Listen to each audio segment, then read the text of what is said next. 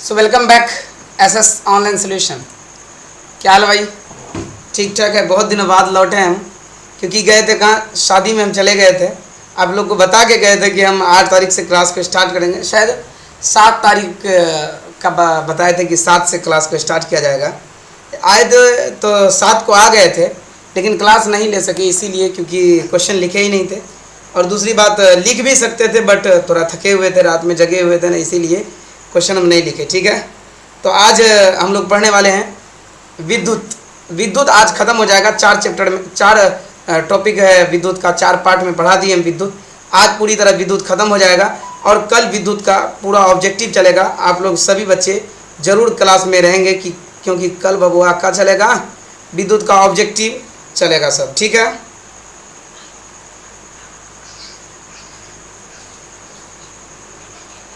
कितने बच्चे लाइव आ गए?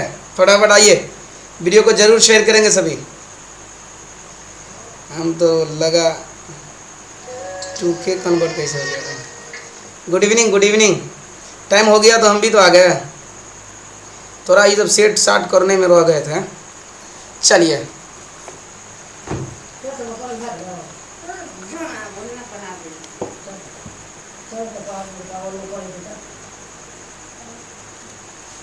चलिए, good evening all of you, है ना। वीडियो को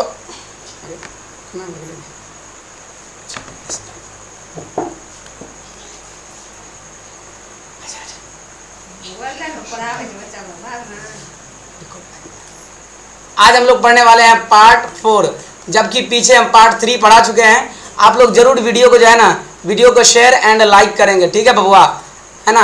आज ये लास्ट टॉपिक है, क्योंकि पार्ट 4 में ये कंप्लीट हो जाएगा और कल आप लोगों को है ना इसका पीडीएफ मिल जाएगा। ठीक है, कल आप लोगों को इसका पीडीएफ मिल जाएगा और एक चैप्टर और का पीडीएफ मिलेगा। कौन? तब बबुआ हिस्ट्री का मिलेगा पीडीएफ आपको। किसका? है ना, हिस्ट्री का फर्स्ट का पीडीएफ हम दे चुके हैं, फर्स्ट का पीडीएफ दे दिए हैं, है ना। पार्ट 2 का ये पीडीएफ कल मिलेगा, समाजवाद एवं साम्यवाद। कल पीडीएफ इसका भी मिल जाएगा, आप लोग प्रिंट करवा सकते हैं। सर थोड़ा आज है ना जल्दी कीजिएगा, लाइट नहीं है इधर इसलिए। ओहो, आज ठीक है, हम जल्दी ही करेंगे, क्योंकि आज देख रहे हैं ये एक रिश्तेदार में ही है, MD अरशद अली के तरफ से हम आज मोटिवेशनल लाइन दिए हैं। ठीक है, कह रहे हैं कि जिंदगी में, है ना, गजब है थिंकिंग। कह रहे हैं भाई कहाँ चले, कौन सा कलर मारे। जिंदगी में बड़ी से बड़ी मुश्किल आ जाए, कभी हिम्मत मत हारना। हम आप लोगों को कहते हैं कि कल एग्जाम लेंगे, क्या कहते हैं? कल एग्जाम लेंगे। पहले आप लोग डर जाते हैं, हो बा कल एग्जाम कैसे देंगे। इसलिए कह रहे हैं कि जिंदगी में बड़ी से बड़ी अगर मुसीबत आ जाए ना, तो हिम्मत कभी मत हारना चाहिए, क्योंकि आंसू निकल आए तो खुद पोंछना, दूसरे पोंछने है ना, दूसरे पोंछने आएंगे तो उसका जो है ना सौदा करेगा। कहेगा बबुआ हम तो ये काम कर देंगे, लेकिन इसके बदले में हम आपसे ये लेंगे। ठीक है ना, इसीलिए दूसरा आदमी कोई पोंछने आएगा आपका आंसू, तो उसके बदले में आपसे कीमत मांगेगा, है ना, उसके बदले में आपसे कीमत मांगेगा।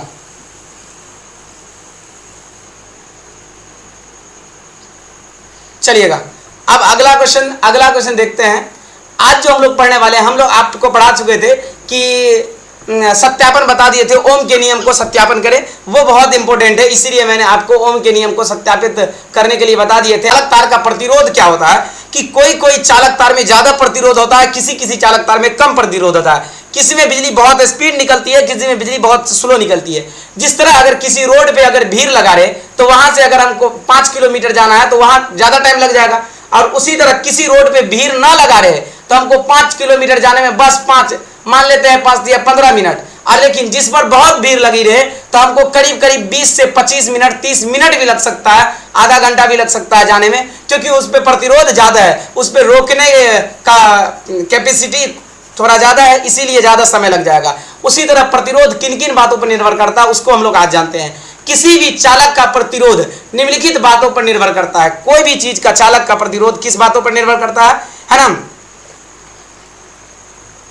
किस बातों पर निर्भर करता है? तो याद रखिएगा वो, है ना, उसके कुछ बातों पर निर्भर करता है। जैसे कि हम आपको कहे चालक तार की लंबाई, कोई भी तार की लंबाई जितनी लंबाई रहेगी तो उसमें प्रतिरोध उतना ही रहेगा। सपोज दैट अगर इस तार में इतना बड़ा तार है ये, ठीक है ना, इसकी लंबाई बस इतनी है तो इसका प्रतिरोध भी तो इतना होगा। अगर इसकी लंबाई बढ़ा दिया जाए तो प्रतिरोध भी क्या होगा, प्रतिरोध भी बढ़ेगा। कह रहा है किसी चालक का प्रतिरोध उसके लंबाई का सीधा समानुपाती होता है, उसके लंबाई का सीधा क्या होता है, समानुपाती होता है। चालक तार की लंबाई बढ़ने से प्रतिरोध भी बढ़ता है। अगर आप आर बढ़ा दीजिएगा तो लंबाई जैसे बढ़ेगा तो प्रतिरोध भी बढ़ेगा। एल माना लंबाई हो गया, एल का अर्थ क्या हो गया बबुआ, लंबाई।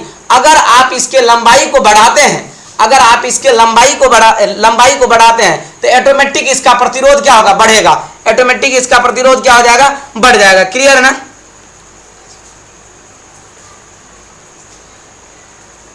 इसका प्रतिरोध क्या हो जाएगा, बढ़ जाएगा। और दूसरा बात देखते हैं, अगर जैसे चालक तार की लंबाई को कम करते हैं तो ऑटोमेटिक इसका प्रतिरोध क्या हो जाएगा, घट जाएगा। समझ गए? अगर आपसे कोई क्वेश्चन पूछे कि चालक तार की लंबाई, किसी भी तार की अगर लंबाई को बढ़ा दिया जाए, किसी भी तार की अगर लंबाई को बढ़ा दिया जाए तो इसका प्रतिरोध घटेगा कि बढ़ेगा? तो लंबाई बढ़ने के साथ प्रतिरोध बढ़ेगा और लंबाई घटने के साथ प्रतिरोध घटेगा। लंबाई घटने के साथ प्रतिरोध घटेगा। क्लियर है ना? हम आपसे एक क्वेश्चन पूछ रहे हैं कि जब किसी चालक तार की लंबाई को बढ़ा दिया जाता है तो इसका प्रतिरोध क्या होगा, तो प्रतिरोध भैया बढ़ेगा। इसका प्रतिरोध क्या होगा, बढ़ जाएगा। क्लियर है ना? है ना? प्रतिरोध बढ़ जाएगा। किसी भी तार का अगर प्रतिरोध बढ़ा दिया, किसी भी तार की लंबाई को अगर बढ़ा दिया जाए तो इसका प्रतिरोध क्या होगा, घट जाएगा, बढ़ जाएगा। प्रतिरोध क्या हो जाएगा, बढ़ेगा। अगर कह रहे हैं, अब हम दूसरी बात कह रहे हैं आपको, है ना? दूसरा पॉइंट क्या है, पहला तो है कि हो गया चालक तार की लंबाई। अच्छा, दूसरा बात जो है ना, इसमें कह रहा है चालक तार के अनुप्रस्थ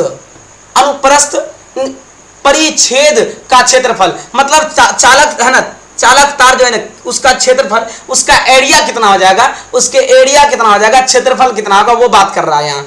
कि कह रहा है कि जब किसी चालक तार का क्षेत्रफल यानी कि मोटाई, उसकी मोटाई है ना, इसकी ये हुआ क्षेत्रफल, ये जो देख रहे हैं इस खाई, इसी को हम लोग कहेंगे क्षेत्रफल। तो इसका क्षेत्रफल यानी मोटाई को बढ़ाया जाता है तो उसका प्रतिरोध क्या हो जाएगा, घट जाएगा। जैसे सपोज दैट कह रहे हैं हम, है ना, ये एक रोड है, यह एक रोड है और मान लेते हैं यहाँ मान लेते हैं कि लोग, है ना, खूब लोग यानी कि ज्यादा पीपल यहाँ आ गए हैं, बहुत से ज्यादा लोग आ गए हैं, तो यहाँ जो है ना रास्ता थोड़ा कम हो जाएगा। अगर इसकी मोटाई को बढ़ा दिया जाए तो उतना ही लोग में जगह कम होगा कि नहीं। सपोज डेट, फिर से देखिए, हम यहाँ 10 आदमी को खड़ा कर दिए। कितना आदमी को खड़ा कर दिए? 10 आदमी को खड़ा कर दिए। 10 आदमी खड़ा कर दिए तो ये रोड जाम हो गया। ये रोड क्या हो गया, जाम हो गया। अगर इस रोड की लंबाई को हम, इस रोड की चौड़ाई को अगर बढ़ा दिया जाए, क्षेत्रफल को बढ़ा दिया जाए, तो देखिए तो इसका प्रतिरोध कम होगा कि नहीं। ये लोग यहीं तक है, जो लोग जाने वाला होगा इधर से स्पीड से चला जाएगा, मतलब प्रतिरोध क्या हो जाएगा, घट जाएगा। प्रतिरोध घट जाएगा। तो इसी बात को याद रखिएगा, है ना, जब मोटाई को बढ़ाया जाता है तो उसका प्रतिरोध क्या हो जाएगा, घट जाएगा। उसका प्रतिरोध घट जाएगा। जैसे में, है ना, अर्थात क्षेत्रफल का प्रतिरोध जो है ना, क्षेत्रफल और प्रतिरोध में व्युत्क्रमानुपाती का संबंध होता है। किसका संबंध होता है? व्युत्क्रमानुपाती का संबंध होता है। मतलब है ना, प्रतिरोध अगर बढ़ेगा तो क्षेत्रफल क्या हो जाएगा, घटेगा। अगर क्षेत्रफल बढ़ेगा तो प्रतिरोध घटेगा। क्लियर है ना? किसी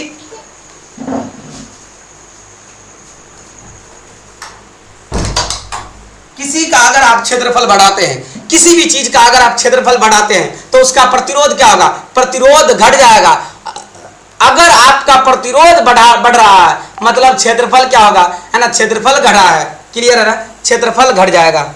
अभी फारिस देख रहे हैं, मैसेज हमको कोई चीज भेजा है, दादा सर ये कौन है, फोटो क्या कहे यार, पढ़ाई लिखाई छोड़ के कहेगा ये सर कौन है, ये कौन है, देखते हैं कौन है।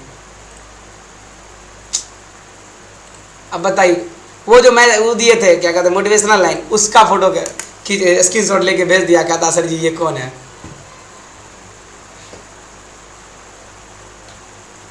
गधा, पढ़ लो पहले,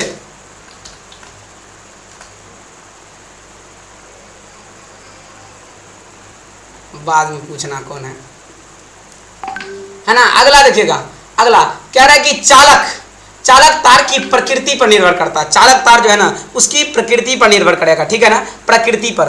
हेलो क्या हाल है, क्या हाल है जी, उसकी प्रकृति पर निर्भर करेगा। तो कह रहा है कि किसी चालक का प्रतिरोध किसी चालक का प्रतिरोध उसके प्रकृति पर भी निर्भर करता है। जैसे लोहा के तार में प्रतिरोध ज्यादा होगा, लोहा के तार में बबुआ प्रतिरोध कुछ ज्यादा होगा, है ना, है ना। वालेकुम सलाम रहमतुल्लाह, किसी तरह पढ़ लेगा, है ना। बताइए, अगर आपसे कोई कुछ पूछ ले कि बबुआ प्रकृति पर निर्भर करने वाले प्रतिरोध का उदाहरण दे, तो आप कहिएगा सर लोहे जो है ना, लोहे के तार में प्रतिरोध जो है ना सबसे ज्यादा होता है, प्रतिरोध ज्यादा होता है, और तांबा में प्रतिरोध कम हो जाता है, तांबा में प्रतिरोध कम होगा। जबकि लोहा भी प्राकृतिक संसाधन है ना, प्रकृति पर निर्भर करता है ना। और क्या कहते हैं, तांबा का तार भी किस पर, तांबा का तार भी कौन है, ये एक प्राकृतिक चालक तार है। कौन है, तो प्राकृतिक चालक तार है। तो लोहा में प्रतिरोध ज्यादा, लेकिन तांबा में प्रतिरोध कम हो जाएगा। चालक के ताप पर भी निर्भर करेगा। कह रहा है कि ताप बढ़ने से पराया चालक पदार्थ का प्रतिरोध बढ़ जाता है। अगर आप उसका ताप बढ़ाइएगा ना, किसी भी चालक पदार्थ का, किसी भी चीज का अगर बढ़ा रहे हैं आप, किसी का अगर ताप आप बढ़ा रहे हैं तो उसका ऑटोमेटिक है कि प्रतिरोध भी क्या होगा, बढ़ेगा। अगर ताप घटा रहे हैं तो प्रतिरोध भी क्या हो जाएगा, घट जाएगा। अपवाद में, यहाँ अपवाद समझिएगा कि जर्मन सिल्वर, मैग्नीज और कार्बन लैंप ये तीनों का ताप बढ़ने से है ना प्रतिरोध घटता है। माना अगर आपसे कोई कहेगा, ये अपवाद में है, हम आपको क्या बताएं, अगर आप ताप को अगर आप बढ़ाते हैं तो प्रतिरोध भी क्या होगा, बढ़ेगा। लेकिन अपवाद कुछ ऐसे हैं कि अगर आप सिल्वर, मैग्नीज और कार्बन लैंप ये तीनों को, है ना, जर्मन सिल्वर, मैग्नीज और कार्बन लैंप ये तीनों का अगर आप ताप बढ़ाते हैं तो इसका प्रतिरोध अगर क्या हो जाएगा, आपका घटेगा। अगर आप इसका टेम्परेचर को बढ़ाते हैं तो ऑटोमेटिक इसका प्रतिरोध घटेगा। वो घटने वाले किस पर निर्भर करेगा, है ना, 9 बजे रात में, मैथ 9 बजे रात में स्टार्ट होगा, है ना, ये किस पर निर्भर करेगा, तो बबुआ है ना, ये आपका अपवाद में हो गया। अब आप एक बात समझिएगा, ये बहुत इंपॉर्टेंट क्वेश्चन है जो आगे बताने वाले हैं, बहुत इंपॉर्टेंट क्वेश्चन है, आपको पूछा जाएगा, है ना, आपका ये क्वेश्चन पूछा जाएगा। कह रहा प्रतिरोध, विशिष्ट प्रतिरोध या प्रतिरोधकता क्या है, विशिष्ट प्रतिरोध या प्रतिरोधकता क्या आपसे पूछ रखा है। तो याद रखिएगा, है ना, याद रखिएगा, इस विशिष्ट प्रतिरोध क्या होता है, ये इंपॉर्टेंट है। आपसे कुछ नहीं तो इसका सूत्र पूछ लेगा, है ना, इसका ऐसा ही मात्रक पूछ लेगा। तो याद रखिएगा मीटर, है ना, ओम मीटर, इसका ऐसा ही मात्रक क्या हो जाएगा, ओम मीटर। आपसे ये ओम मीटर पूछेगा ही पूछेगा, ठीक है ना। तो आप बताइएगा चालक पदार्थ के एकांग क्षेत्रफल और एकांग लंबाई में जो प्रतिरोध होता है उसे ही विशिष्ट प्रतिरोध कहा जाता है या प्रतिरोधकता कहा जाता है। बबुआ प्रतिरोधकता का ऐसा ही मात्रक ओम मीटर होता है। प्रतिरोधकता का ऐसा ही मात्रक क्या हो जाता है, प्रतिरोधकता का ऐसा ही मात्रक हो जाएगा आपको ओम मीटर। क्लियर है ना,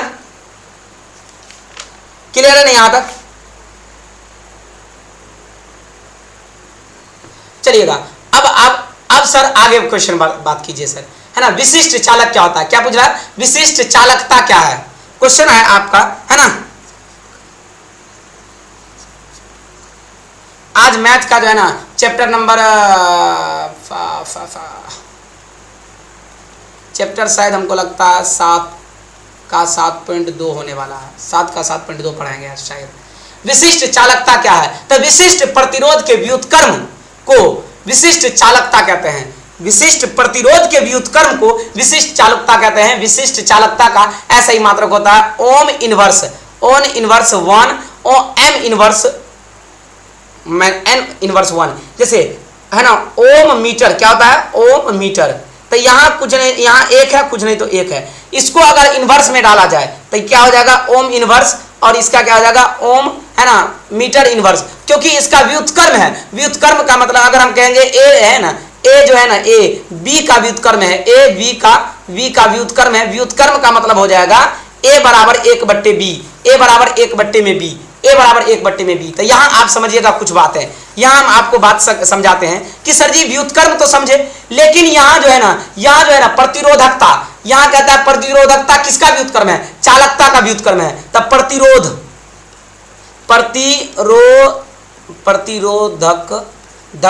प्रतिरोधकता किसका व्युत्क्रम है, प्रतिरोधकता चालकता का व्युत्क्रम है,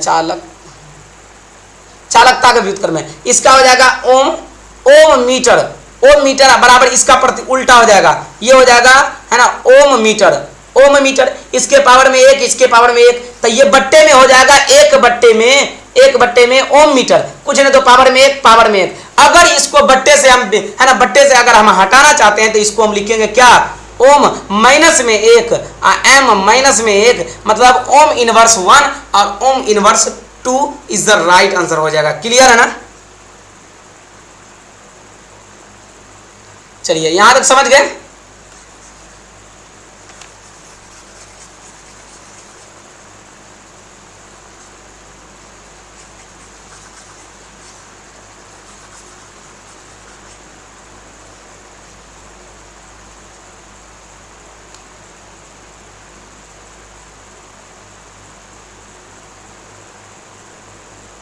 चलिए अब यहां एक क्वेश्चन देखिएगा, इस क्वेश्चन का आंसर कितने बच्चे दे सकते हैं कि किसी चालक तार के लंबाई को खींचकर दुगुना कर दिया जाता है, मतलब यह एक चालक तार इतना बड़ा है, ठीक है ना। अब इसी तार को खींचकर इसका दुगुना कर दिया जाता है, इसका क्या कर दिया गया, दुगुना कर दिया जाता है। तो खींचने के पहले उस चालक तार का प्रतिरोध 12 ओम था, मतलब अगर मैं आपसे कहूं तो इसका ओम, इसका प्रति ओम जो है ना ये इसका प्रतिरोध 12 ओम था, है ना 12 ओम था। तो बताइए कि चालक तार का प्रतिरोध कितना होगा, इसे खींचकर जो बनाया गया यहां तक, इसका आपको प्रतिरोध पूछ रखा है, इसका आपको प्रतिरोध क्या हो जाएगा वो आपसे पूछ रखा है। क्लियर है ना? यहां तक कितने बच्चे हैं कि यहां तक टनाटन है?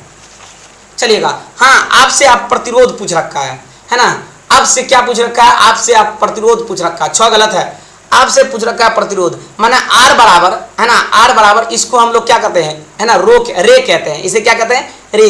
तो आर बराबर रे नियतांक हो जाता है और एल बट्टे में ए हो जाएगा, एल बट्टे में क्या हो जाएगा, ए हो जाएगा, एल बट्टे में ए हो जाएगा। अच्छा यहाँ क्वेश्चन देखिए, इसकी लंबाई कितनी है, इसकी लंबाई 2 गुनी कर दी जाती है, कितना गुनी कर देगा, 2 गुनी, मतलब आर इक्वल टू में है ना, आर इक्वल टू में रे 2a हो जाएगा, कितना हो जाएगा 2l, कितना l 2l, क्योंकि ये पहले 1l था, अब जैसे इसको खींचकर बड़ा कर दिया गया था 2l। यहां तक कितने बच्चे समझ गए, यहां तक कितने बच्चे समझ गए, ये सूत्र याद रखिएगा है ना, प्रतिरोध ज्ञात करने वाला ये एक सूत्र है, आप इसे याद रखिएगा ना तो आपका सवाल यूं बनेगा, अगर आपको ये याद नहीं है तो आपका सवाल नहीं बनेगा,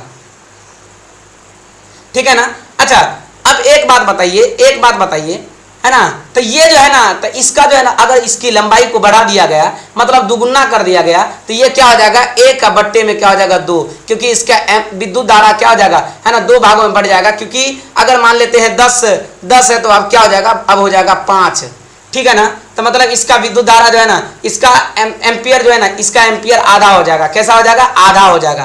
क्लियर है ना, एम्पियर आधा होगा।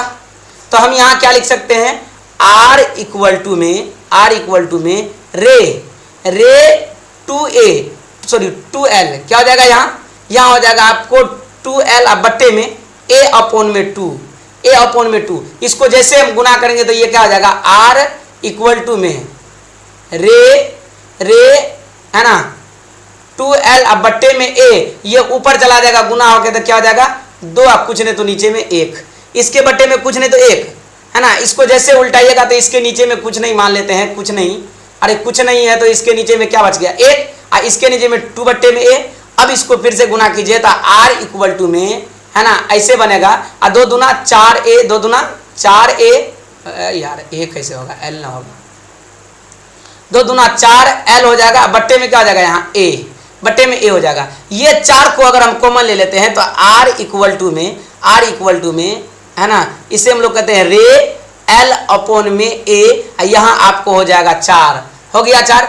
एक बात अब यहाँ ध्यान से देखिएगा, क्या पता है R बराबर सूत्र क्या होता है, रे है ना, यहाँ देखिएगा, यहाँ R बराबर सूत्र क्या होता है, रे है ना, रे l बाई a है ना, यहाँ आपको सूत्र दिख रहा होगा, रे l बाई a, रो इसको कहते हैं रो l बाई a, ये आपको सूत्र है ना, ये आपको सूत्र याद करना पड़ेगा गुलाब साहब, तभी बनेगा। इसे कहते हैं रो, ये जो है ना इसे कहते हैं हम लोग रो L बाई ए, तो यहां भी देखिए रो L बाई ए, ये मिल गया। तो हम इसको क्या लिख सकते हैं, हम इसको यहां ये लिख सकते हैं, ये लिख सकते हैं कि सर R बराबर में 4, इसके बदले में हम क्या लिख सकते हैं, R लिख सकते हैं। ये आपको सूत्र है, ठीक है ना, सूत्र है। अच्छा एक बात बताइए, R इक्वल टू में 4 गुना में R कितना है, R इसका प्रतिरोध कितना है, पहले वाला का इसका प्रतिरोध आपके बुक में दे रखा है कितना, 12, माना R आपको दे रखा है कितना बबुआ, है ना, आपको दे रखा है R बराबर है ना 12, तो R इक्वल टू में 12 चौका 48 ओम, कितना ओम, 48 ओम। तो आपका आंसर क्या हो जाएगा, 48 ओम हो जाएगा। अगर किसी चालक तार को खींचकर दोगुना कर दिया जाए, उसका ओम अगर उसका प्रतिरोध 4 होगा, उसका प्रतिरोध कितना हो जाएगा, 4 होगा, 12 होगा। तो अगर उसे खींचकर बड़ा कर दिया जाए तो खींचे गए का प्रतिरोध कितना हो जाएगा, सर जी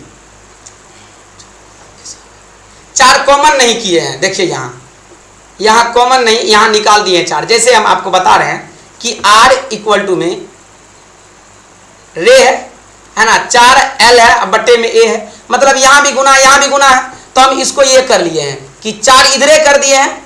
अब पहले कर दिए हम किसको, पहले कर दिए रे को, L अब बट्टे में रे, यहां आ जाएगा आपको क्या, रे है ना, L अब बट्टे में A। इसको ऐसे कर दिए क्योंकि ये सब गुने में है, अरे गुने में है तो हम ऐसे कर सकते हैं। ऐसे अगर हम कर सकते हैं तो हम इसको क्या लिख सकते हैं, यहां से लेकर यहां तक को हम लिख सकते हैं ना, R लिख सकते हैं R। तो यहां लिख दिए 4 गुना में R, R का वैल्यू 4 गुना में R का वैल्यू 12, 12 चौके 48 ओम, कितना ओम हो जाएगा, 12 चौके 48 ओम हो जाएगा। क्लियर है ना, 12 चौके 48 ओम हो जाएगा। ये एग्जाम में आएगा बबुआ, ये एग्जाम में आएगा क्वेश्चन, तो आप प्लीज है ना बड़ी ध्यान से समझिएगा क्लास को, है ना, मजा आने वाली है क्लास में। आपको जो है ना, आपको है ना गारंटी हम देते हैं कि आपको अच्छे नंबर से हम पास करा सकते हैं, लेकिन बजाते आपको पढ़ना होगा, है ना, आपको पढ़ना होगा। अगला देखिएगा, करता प्रतिरोध का समूह क्या हो जाएगा, प्रतिरोध का संयोजन क्यों किया जाता है और कितने प्रकार का होता है। परिपथ में प्रतिरोधों का मान बढ़ने या घटने के लिए जब दो या दो से अधिक प्रतिरोध को एक साथ जोड़ दिया जाता है तो इस प्रतिरोध का संयोजन कहते हैं। इस प्रतिरोध को क्या कहते हैं, संयोजन कहते हैं। प्रतिरोध 2 प्रकार के होते हैं, श्रेणी क्रम और समांतर क्रम। इसके बारे में मैंने आपको पहले बता दिए हैं, है ना, इसके बारे में पहले आपको बता दिए हैं, आप इसके बारे में पढ़ चुके हैं, ठीक है ना। हम आगे बढ़ते हैं, किसी बच्चे को इसमें कोई दिक्कत नहीं होनी चाहिए। इसमें देखिएगा यहाँ, है ना, यहाँ देखिएगा क्या कह रहा है कि प्रतिरोध का है ना गुणात्मक क्या है, प्रतिरोध का गुणात्मक क्या है। सबका बढ़ता है, मेरा बढ़ता ही नहीं है यार, क्यों नहीं व्यू आ रहा, बच्चा आता ही नहीं है यार, हरा रहने दो। प्रतिरोध का गुणांक क्या है, प्रतिरोध का गुणांक क्या है, नो प्रॉब्लम सर। कह रहा है कि प्रति इकाई ताप बढ़ने से चालक पदार्थ के प्रतिरोध में जो आंशिक वृद्धि होता है ना, उसे ही प्रतिरोध ताप गुणांक कहा जाता है। यदि किसी चालक तार का 0 डिग्री सेल्सियस पर प्रतिरोध 1 ओम हो तो इसका तापमान 1 डिग्री सेल्सियस होगा, है ना, 1 डिग्री सेल्सियस होगा। बढ़ने पर क्या हो जाएगा, बढ़ने पर उसके प्रतिरोध में होने वाली वृद्धि को ही है ना ताप गुणांक कहते हैं। अगर किसी पदार्थ का सेल्सियस 0 डिग्री होगा तो उसमें उसमें बढ़ने वाले है ना, उसमें कितना ओम बहेगा, उसमें 1 ओम बहेगा। इसका तापमान 1 डिग्री बढ़ने पर है ना प्रतिरोध में होने वाला वृद्धि, अगर 0 डिग्री है तो 1 ओम, अगर 1 डिग्री होगा तो कुछ ना कुछ बढ़ेगा, 2 डिग्री होगा तो और बढ़ेगा प्रतिरोध, 3 डिग्री होगा तो और बढ़ेगा प्रतिरोध। तो ये प्रतिरोध जो बढ़ेगा, इसी बढ़ने की क्रिया को हम लोग क्या कहते हैं, है ना, ताप गुणांक कहते हैं। अगर प्रतिरोध के ताप गुणांक का SI मात्रक डिग्री सेल्सियस प्रति डिग्री सेल्सियस से अल्फा से सूचित किया जाता है। इसे किससे सूचित करते हैं, तो याद रखिएगा, इसे अल्फा से सूचित करते हैं। गुणांक है ना, ताप गुणांक को किससे सूचित करते हैं, तो अल्फा से सूचित करेंगे। अगला देखते हैं, अगला पॉइंट समझिएगा।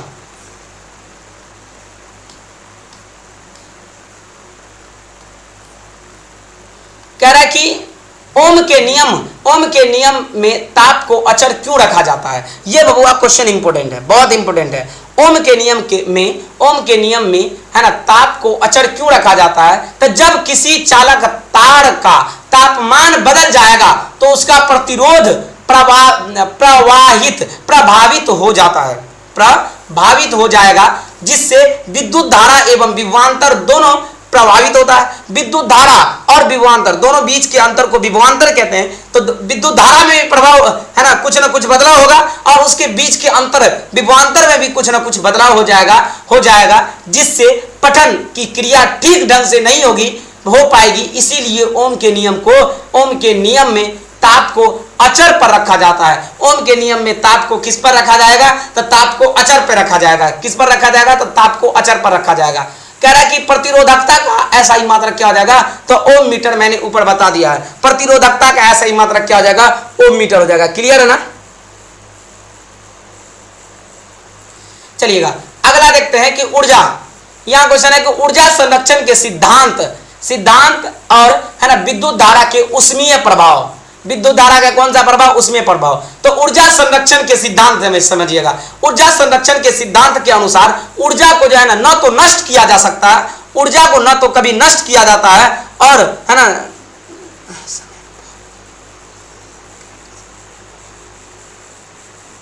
अच्छा बड़ी ध्यान से पढ़ रहा है क्या। अच्छा देखो बाबू श्याम कि ऊर्जा को कोई भी ऊर्जा को ना तो नष्ट किया जा सकता है, ना तो बनाया जा सकता है, ना तो उत्पन्न किया जा सकता है। लेकिन क्या होता है ना तो उत्पन्न किया जा सकता है, सिर्फ और सिर्फ इसका एक रूप से दूसरे रूप में रूपांतरित किया जा सकता है। मतलब अगर आप लोग है ना अगर हम कहें कि बिजली है ना सौर्य ऊर्जा को किसको है ना सौर्य ऊर्जा को किस में बदल सकते हैं। विद्युत ऊर्जा में बदल सकते हैं। तो ये बदला जा सकता है, लेकिन ऊर्जा को ना तो बनाया जा सकता है ना तो उत्पन्न किया जा सकता है, बस परिवर्तन किया जा सकता है। क्लियर है ना। इस बात को याद रखिएगा। अगला देखिएगा कह रहा है कि विद्युत धारा के उष्मीय प्रभाव।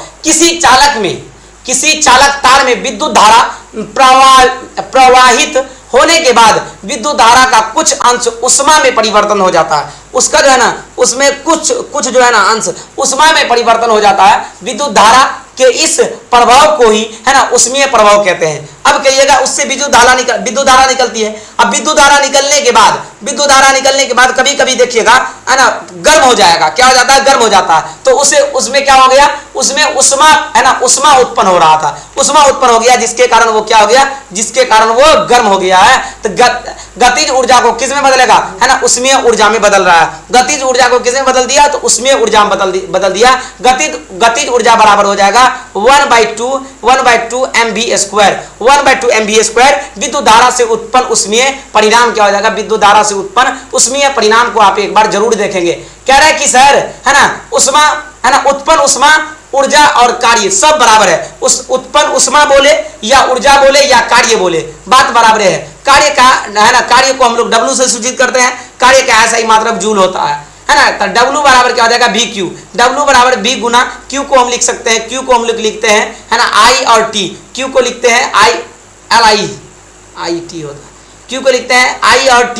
तो Q बराबर IT हो जाएगा। जो ओम के नियम से है ना V बराबर क्या हो जाएगा। V बराबर हो जाएगा है ना RI। V बराबर हो जाएगा RI या IR है ना या IR था IR। यदि आप देखें I को गुना करेंगे तो I² और RT क्या हो जाएगा IRT। मतलब फाइनली आंसर हो गया W है ना। W बराबर हो जाएगा I का होल स्क्वायर है ना R और T।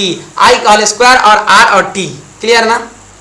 VQ समझ गए यहाँ तक।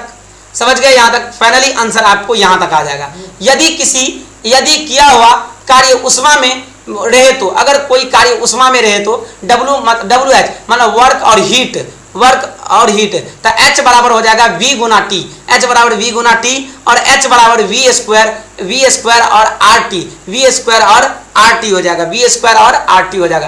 क्यों। क्योंकि W बराबर H होता तो W के जगह पे हम H लिख सकते हैं, H के जगह पे W लिख सकते हैं। तो दोनों में से कोई फॉर्मूला हम यूज कर सकते हैं। अगला देखिएगा जूल।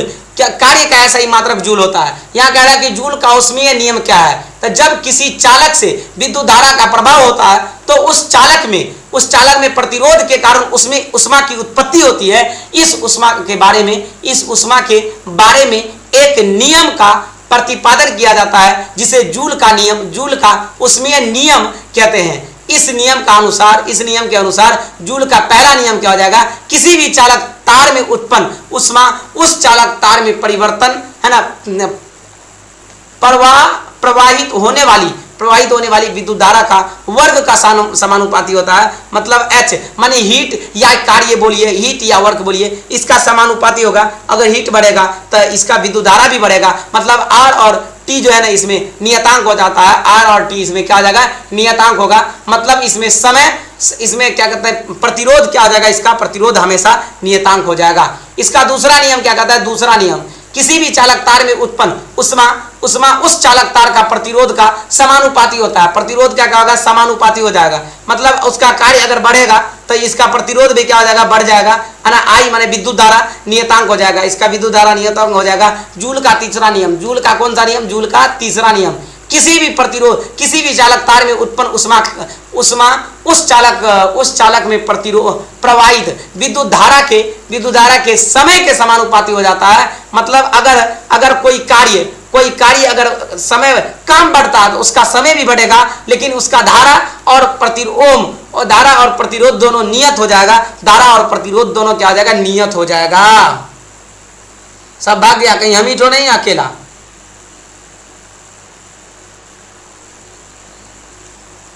ठीक है ना। अगला देखिएगा,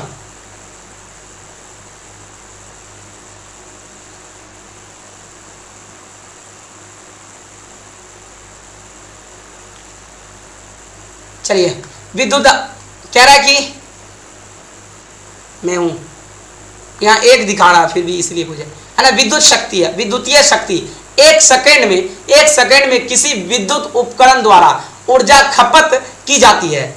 उस ऊर्जा खपत की उस उपकरण का विद्युतीय शक्ति कहते हैं।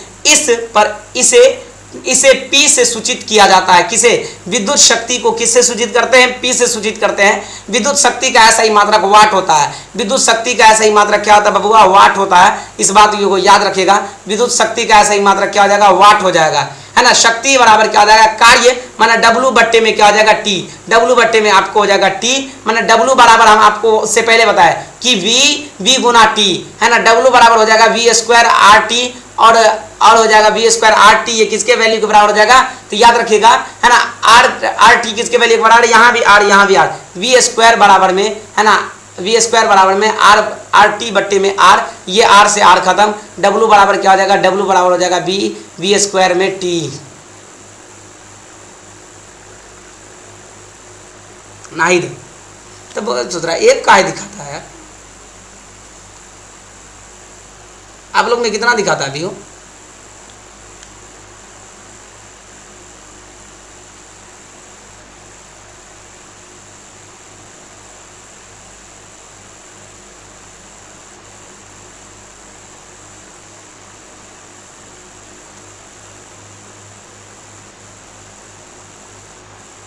यहां तक कोई दिक्कत। अगला देखते हैं। अब जो हम लोग अगला देखने वाले हैं वो देखने वाले हैं कि निम्नलिखित में से, है ना, कह रहा है कि निम्नलिखित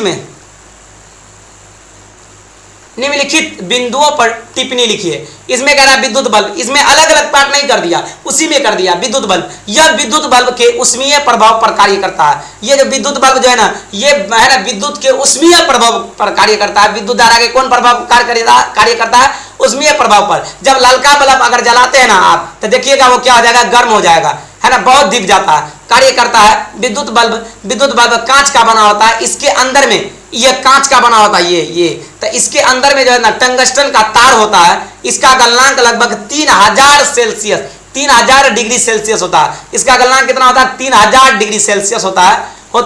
इसके अंदर के हवा को निकाल दिया जाता है। इसके अंदर के हवा को निकाल कर निष्क्रिय गैस भर दी जाती है ताकि तंतु ऑक्सीकृत न हो सके, ताकि इसमें जो है ना तंतु इसमें ऑक्सीकृत न हो। मतलब जो है ना इसमें जो तंतु लगा हुआ था टंगस्टन, जिसे हम लोग क्या कहते हैं, है ना टंगस्टन। टंगस्टन, ये जो है ना ऑक्सीजन से अभिक्रिया कर लेगा, ऑक्सीजन से अभिक्रिया करके बुड़बुड़े तरफ हो जाएगा, एकदम बिखर जाएगा, ऐसे ऐसे की जगह ना टूट जाएगा। जैसे ये अभी स्ट्रॉन्ग है, इसको कितना तोड़ेंगे तो ये नहीं टूटेगा। अगर इसे जैसे ही अगर ये टंगस्टन करेगा तो ये ऑक्सीजन से अभिक्रिया कर लेता है, बाहर में ये भंगूर हो जाता, ऐसे ऐसे करते खटखट टूटता, खटखट टूटता, जिस तरह ने कहता घून लग जाना। क्या हो जाता? घून लग जाना। देहाती भाषा में क्या कहते हैं हम लोग, है ना, घून लग गया है। क्या लग गया? घून लग गया है, तो उसी को भंगूर कहते हैं। तो टंगस्टन जो है ना ऑक्सीजन के साथ है ना ऑक्सीकृत हो जाता है, जिसके कारण वो भंगूर हो जाता है। लेकिन उसमें से जो ऑक्सीजन को हटाकर निष्क्रिय गैस डाल दी जाती है, तब विद्युत बल्ब, हीटर, विद्युत इस्त्री, है ना, विद्युत उपकरण और विद्युत फ्यूज थे, है ना, विद्युत फ्यूज, ये सब विद्युत धारा के उष्मीय प्रभाव पर कार्य करता है। अगर आपको क्वेश्चन पूछ ले कि विद्युत धारा, है ना, विद्युत बल्ब किस प्रभाव पर कार्य करता है, बस खत्म ही होने वाला है, तो याद रखिए उष्मीय प्रभाव। अब हम देखते हैं विद्युत हीटर, यह है ना, यह चीनी मिट्टी के है ना खांचे में लपेटा हुआ वक्र आकार का धातु होता है, जो कि नाइक्रोम। ये जो तार देखते हैं ये चिकनी मिट्टी की तरह चीनी मिट्टी है। ये कौन मिट्टी है? ये चीनी मिट्टी है। ये क्या है? ये नाइक्रोम है। ये क्या बबुआ? ये नाइक्रोम है। ये नाइक्रोम इस तरह करके दिया गया है। इसका ये यहाँ अंदर है, यहाँ भी अंदर है, तो नाइक्रोम दिया गया बना होता है। यह विद्युत धारा के उष्मीय सिद्धांत पर कार्य करता है। इसका गलनांक काफी उच्च होता है। इसका गलनांक जितना गर्म, बहुत गर्म कीजिएगा तब ये गलेगा। इसी सिद्धांत पर, है ना, इसी सिद्धांत पर बायलर भी बनते हैं। विद्युत हीटर का तार मिश्र धातु का बना होता है। ये जो नाइक्रोम है ना, ये नाइक्रोम किसका बना होता है? तो याद रखिएगा निकेल और है ना क्रोमियम से मिलकर बना होता है नाइक्रोम। नाइक्रोम किससे बना होता है? निकेल और क्रोमियम से मिलकर बना होता है। इसे ही को हम लोग क्या कहते हैं? मिश्र धातु कहते हैं। अगला है ना इस्त्री, है ना, विद्युत इस्त्री। यह उपकरण विद्युत धारा के उष्मीय प्रभाव कार्य करता है। यह भी उष्मीय प्रभाव पर ही कार्य करता है। इसमें नाइक्रोम का पतला है ना पत्ती, उसमें तार था, इसमें पत्ती होता है, जिसके ऊपर और नीचे अभ्रक का प्लेट लगा होता है। इसका गलनांक बहुत कम होता है। इसका गलनांक क्या होता है? इसका गलनांक बहुत कम होता है। और याद रखिएगा अगला देखते हैं विद्युत उपकरण।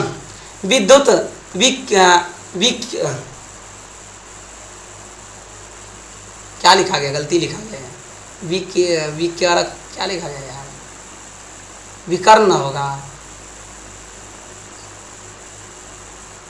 चलिए, है ना, विद्युत उपकरण जो होगा ना, यह उपकरण विद्युत धारा के उष्मीय सिद्धांत पर कार्य करता है। इसमें इस उपकरण में भी चीनी मिट्टी का है ना बेलना, कैसा बेलन होता है, जिस पर नाइक्रोम का तार लपेटा हुआ रहता है। इसका गलनांक उच्च होता है। विद्युत फ्यूज देखिएगा, यह एक सुरक्षा युक्ति है, जिसका अति भारण विद्युत फ्यूज पे अति लोड और कम लोड की जैसी घटना से बचने के लिए करता है। अगर तांबा इसके जो है ना, इसमें फ्यूज जो बांधा रहता है ना, ये तांबा तथा टीन या सीसा तथा टीन के मिश्र धातु का प्रयोग किया जाता है, जिसका गलनांक बहुत कम होता है। इसका गलनांक क्या होता है? इसका गलनांक बहुत कम हो जाता है।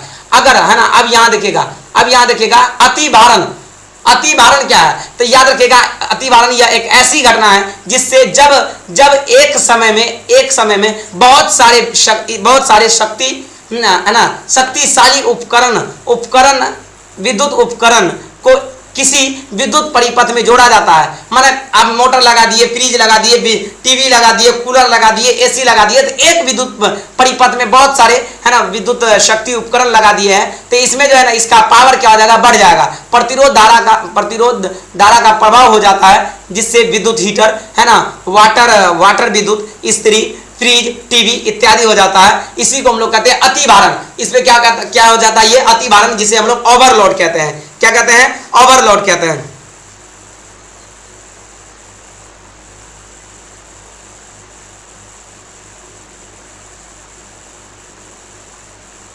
ठीक है ना यहां तक? अगला क्वेश्चन देखिएगा, उसका गलनांक बहुत अधिक होता है, मतलब लगभग में आप देखिएगा 50 से 55 हजार के आसपास हो जाएगा गलनांक। लघुपतन, अगला देखिएगा, अगला क्वेश्चन क्या है कि लघुपतन क्या है? तो जब किसी कारण वश ठंडा तार और गर्म तार एक दूसरे के संपर्क में आ जाता है, तो परिपथ में प्रतिरोध का मान घटने के कारण उसमें है ना आवश्यकता से अधिक विद्युत धारा का प्रवाह हो जाता है। मतलब जब गर्म तार और ठंडा तार है ना,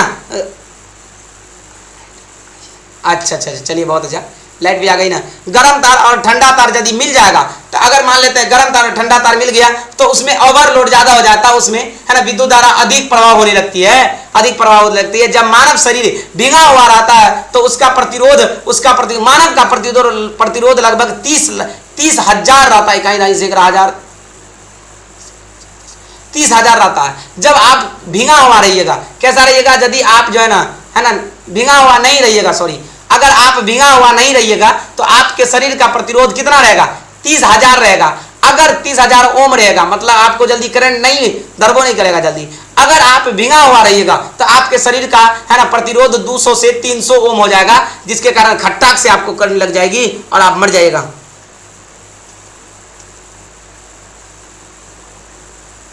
अगला देखते हैं, कह रहे कि घर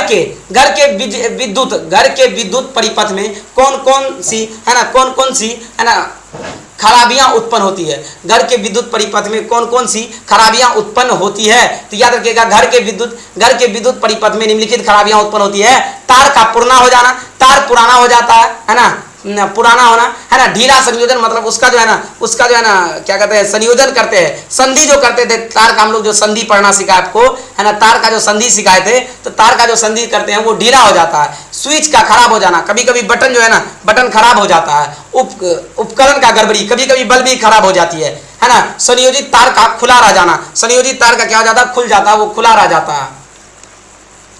अगला देखिएगा, अगला विद्युत धारा से बचने के क्या क्या उपाय है। विद्युत धारा के बचने से क्या क्या उपाय है, तो विद्युत धारा खतरे से बचाने के लिए विद्युत खतरे से बचाने के लिए निम्नलिखित उपाय है। विद्युत से अगर बचने का बहुत से उपाय हैं, जैसे कि किसी भी प्रकार का खतरा होने पर विद्युत परिपथ में मेन स्विच बंद कर दे। अगर आपको किसी को करंट लग जाए तो सबसे पहले आप मेन स्विच को बंद कर दे। संयोजन कसा होना चाहिए, मतलब तार जो है ना वो तार कसा होना चाहिए है ना। संयोजन की जगह पर है ना अचालक पदार्थ से है ना ढका होना चाहिए, मतलब यहाँ टैप मार दीजिए या कोई चीज मार दीजिए जिससे बिजली प्रवाहित न हो है ना। जब किसी विद्युत परिपथ का मरम्मत करना हो तो हाथ में रबर का दस्ताने, पैर में जूता प्लास्टिक होना चाहिए।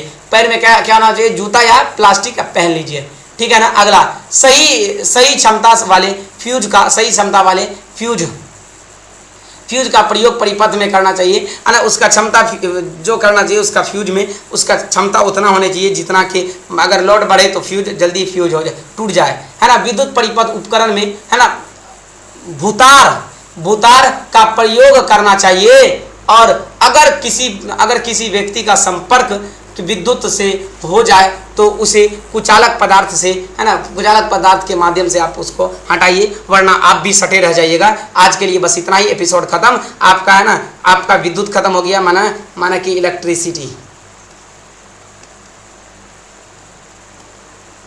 इलेक्ट्रिसिटी खत्म। अब आपको जो है ना, अब आपका इसका PDF कल मिल जाएगा, कल नहीं तो परसों।